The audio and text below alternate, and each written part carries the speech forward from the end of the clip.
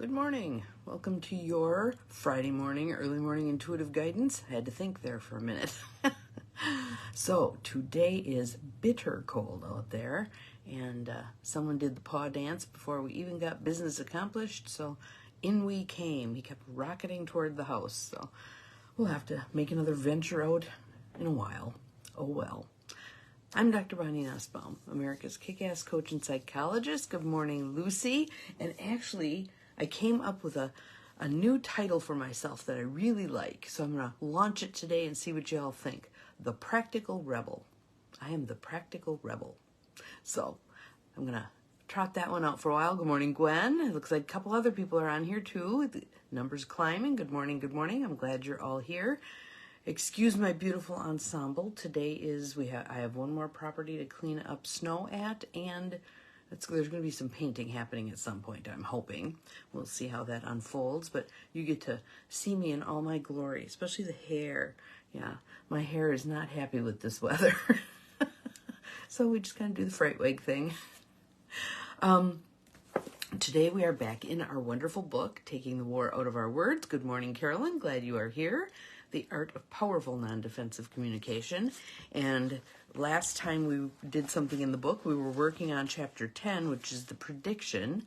Prediction being, good morning, Jenny, saw you slide past. So, prediction.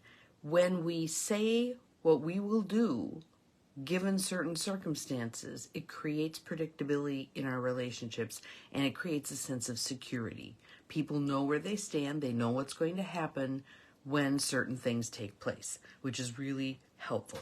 So far, we've talked about the predictive statement and the nature of it. So the nature, the things that we put out there, it's protective and firm. It's foretelling. It explains what's going to be coming. Good morning, Jennifer. Glad you are here. Thanks for the butterfly. Yeah. Practical Rebel. Practical Rebel. That's my new tagline. I like that. So it's neutral. So we're not saying, if you do this, I'm going to do that. It's not that kind of a thing. It's, if this happens, here's how I will respond. And you just lay it out. It also is definitive. It's flat out. There's no question of, is this going to happen? It is going to happen. Good morning, Linda. If X occurs, Y is going to be my response.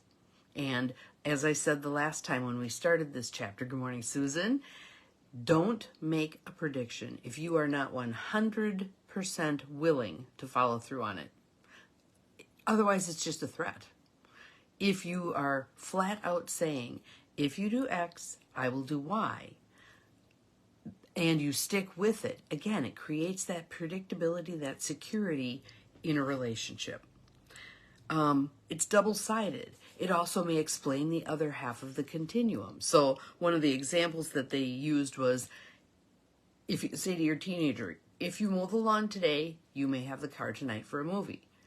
The other side of that is, if you choose not to mow the lawn, you won't get the car tonight. You lay out both sides of the coin, so it's abundantly clear what's going to happen. Because again, as they said in the book, kids are notorious for saying, if you only give the first half of the statement, if you mow the lawn today, you can have the car tonight. Good morning, Peggy. Glad you're here. But if you don't say the other part of the statement, they'll go, well, you didn't say I couldn't have the car if I didn't mow. So put it out there. All the potential choices they have and all the potential outcomes you're going to put into effect given those choices, right? And it's avoiding the power struggle because you're not saying, I want you to choose this one. You're merely laying out the lay of the land, and then they make their choice. So now, that was talking about the nature of those statements. Now we're going to talk about the function of those statements and the effect of those statements. Oh, awesome. Have a safe trip to Appleton. It's nice and brisk here today. Yeah, so that's cool. That's cool. So we'll talk about the function, we'll talk about the effect, and one part of the effect, and then there's more parts that we'll hit the next time we talk about this. Good morning, Cindy. Glad you are here. So for those of you who have the book and are following along, we're on page 170. The function of a predictive statement is creating security through that predictability. When we provide clear information about how we will respond to various choices a person can make, we create a sense of security both for that person and for ourselves. Creating security for others. When others cannot foresee the effect of their behaviors, attitudes, or even feelings on us, they are often blindsided by our response. So now we're going to go back to talking about Hans and Franklin. So they're the couple that Hans wants to be to the theater on time. Franklin tends to dawdle, and Hans has made the prediction. If you're ready at 7 o'clock, you can ride with me. If you're not ready at 7 o'clock, I'm going to leave for the theater on time. If Hans had suddenly departed for the theater and driven off without warning, Franklin would quite likely have been much more upset. He would have found Hans's behavior unpredictable, and he might even have been frightened. Was Hans going to the theater, or was Hans leaving the relationship? Good morning, Sadia. Glad you are here. Welcome, welcome. When Hans gave Franklin a clear forecast, if you are ready at 7 o'clock, you can go with me. If you're ready after 7 o'clock, I'm going so that I can be on time. When Hans gave Franklin a clear forecast, he was much better prepared, even for consequences that might seem unpleasant. It was predictable. He said 7 o'clock, it's 7:05 and I'm ready. He's already gone. Suppose you simply asked your teenage daughter to mow the lawn and she did not do so. As she prepares to leave for a movie with her friend, you say, "You can't have the car tonight. You didn't mow the lawn today as you were asked." The odds are high that your daughter would feel she was receiving unfair punishment.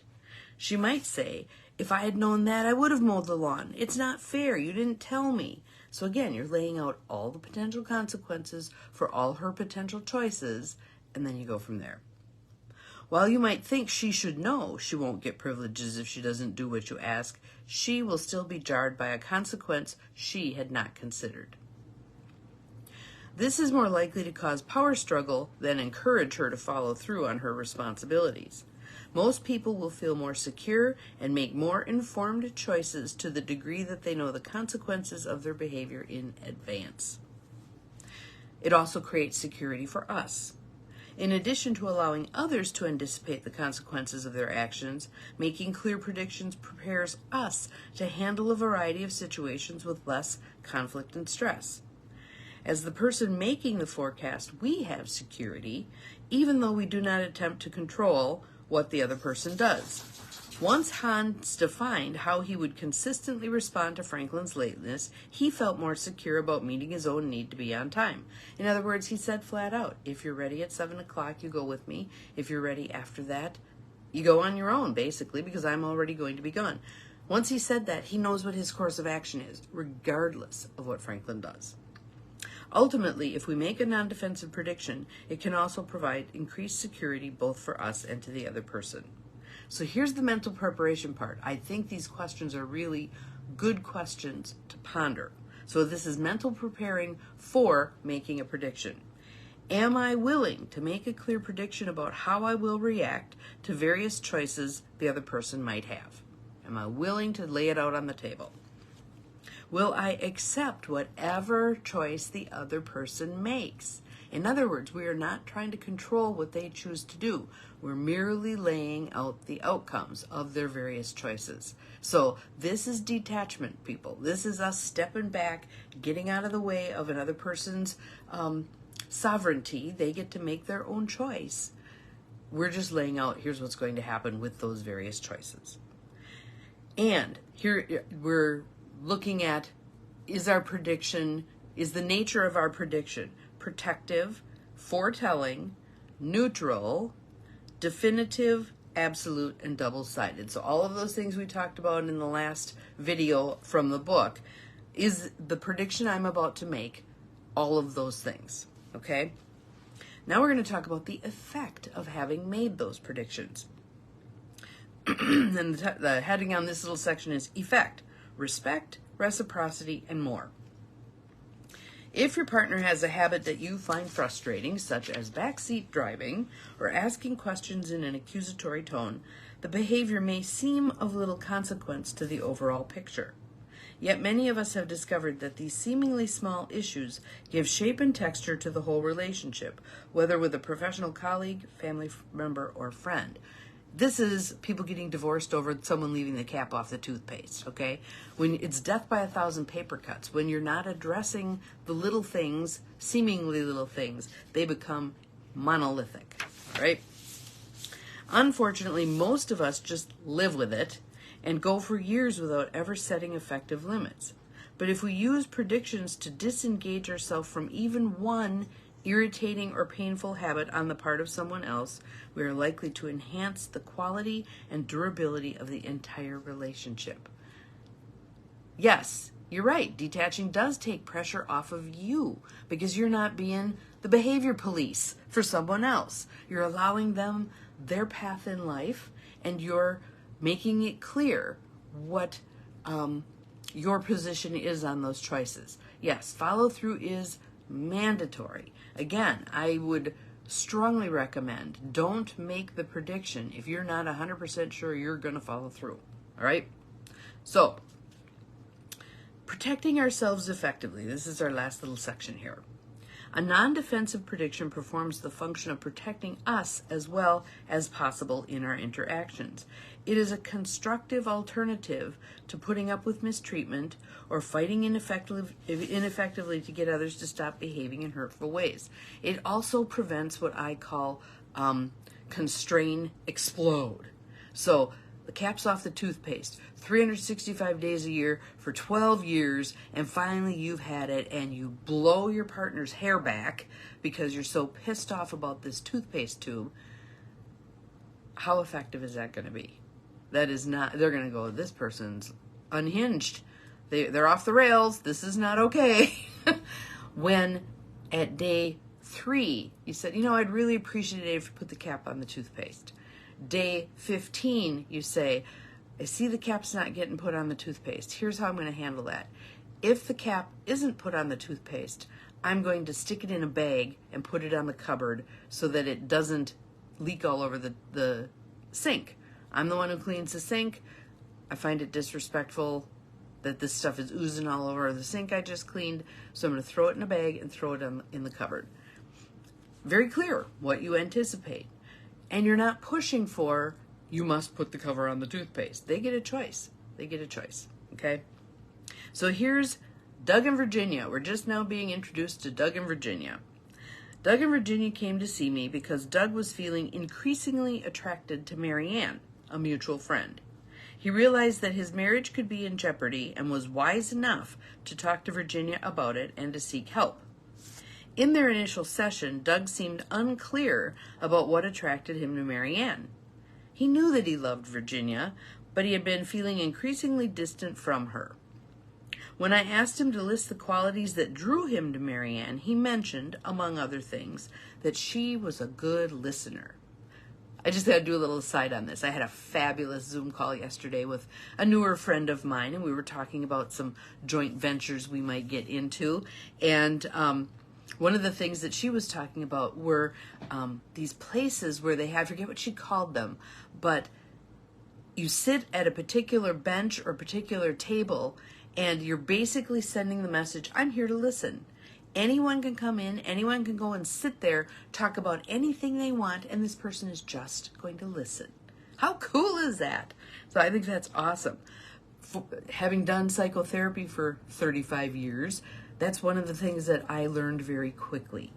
It's far more important to listen than to speak. People don't want advice. They want a sounding board to put things out there on. So that would be a great thing for you to practice today as a little aside. Listening, just listening. Here and there you might ask a clarifying question, but for the most part, you're just listening. You're going to be amazed at how excited people are to have conversations with you then. Good morning, Beth. A key issue turned out to be that Virginia habitually interrupted Doug. Okay? So he's saying one of the things that attracts him to Marianne is she's a good listener. Now what's emerging is Virginia habitually interrupts Doug. While she was genuinely warm and spontaneous, she could also be self-absorbed. and having grown up in a family where everyone interjected their words into someone else's, she regarded such interruptions as lively conversation.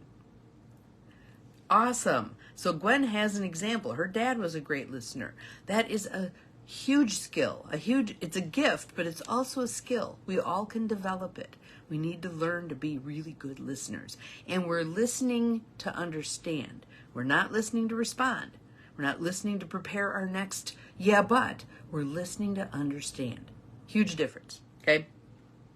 So now we're going back to Virginia and Doug, okay? So Virginia thought Doug was rigid, making too big a deal out of it, as he put it, wanting to finish a sentence by myself. Doug felt Virginia's interruptions meant that she did not respect him or appreciate what he had to say. She did not know how to stay focused on him. She was too busy blurting out whatever entered her mind. He became increasingly guarded, holding back his feelings and thoughts so they wouldn't be shattered by her assertions. Marianne, on the other hand, was attentive to what he said.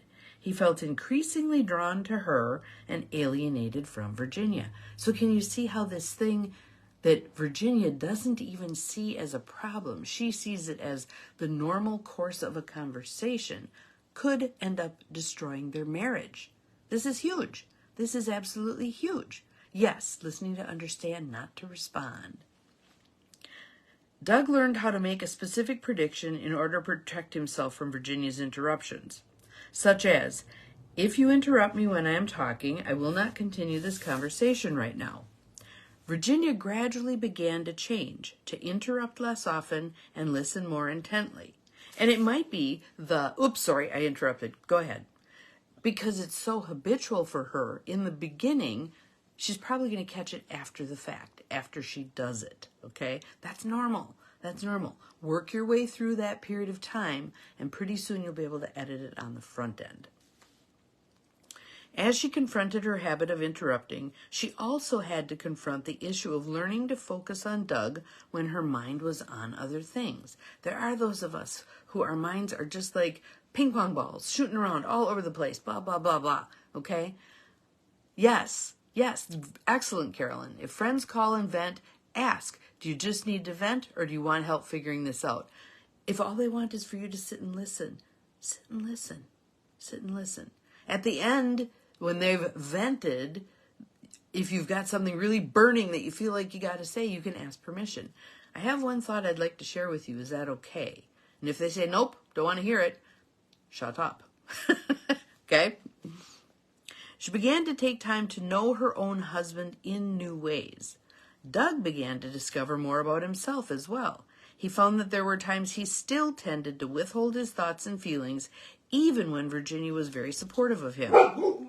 He sometimes had to struggle to take up as much psychic space as he had always thought he wanted.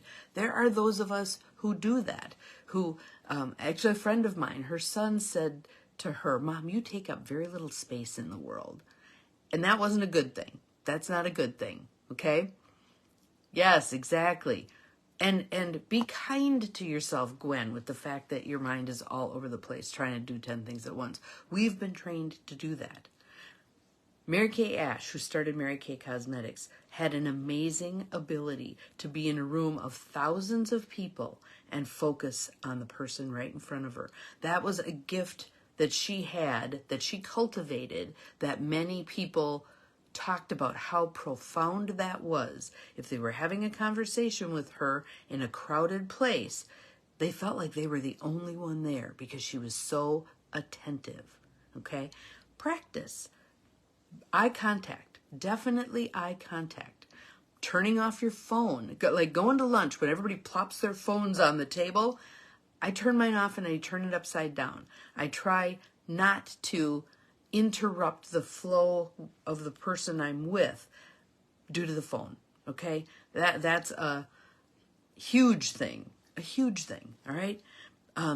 Just being present. Practice little things that seem stupid, like, yep, I can see that. Just a little bit of feedback here and there to let them know you're with them. Nodding. But eye contact is a huge one, all right? All those little pieces are easy to practice. Just make a decision. Okay, I'm going to lunch with Jane today. I'm going to focus on eye contact. That's the piece I'm going to focus on today.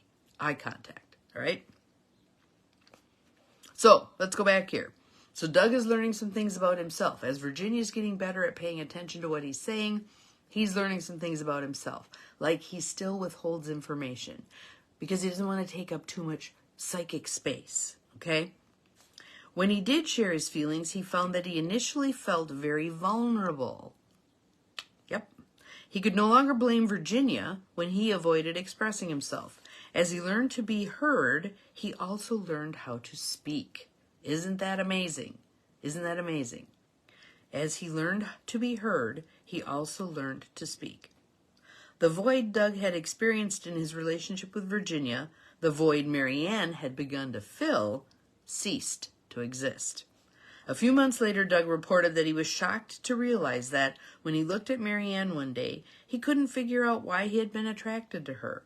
He found it hard to believe that changing one aspect of his relationship to Virginia could completely alter a physical attraction he had developed for another woman. This is powerful stuff, right? By making a prediction, we can take constructive action that may effect pervasive changes and may ward off highly negative outcomes, like for these guys, a divorce. We do not have to acquiesce to mistreatment or react by complaining, persuading, arguing, or becoming emotionally aloof, all hallmarks of a victim mentality. We can choose what we are willing to live with and what we are not, taking one issue at a time if need be, knowing that how we decide to protect ourselves will play a crucial role in how others treat us. I had a shining example of that yesterday. The little video vignette that we watched for the Episcopal Church of Northern Michigan's, once a week we do a little breathwork meditation thing and go watch a video and then have conversation about the video.